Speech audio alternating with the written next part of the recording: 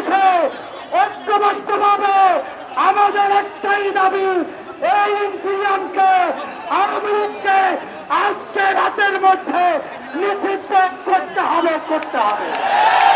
এই ইন্টিরিয়ামকে বলতে চাই, আপনাদেরকে বসানো হয়েছে চায়ের টেবিলে বসে গল্প করার জন্য নয়, আপনাদেরকে বসানো হয়েছে ভারতের দাবিদারি করার জন্য নয়।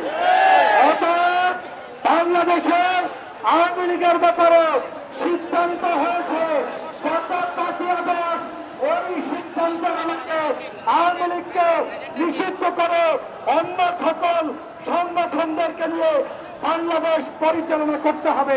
আপনারা কি রাজি আছেন? জোরে হাত উত্তোলন করুন। সবাই রাজি আছেন?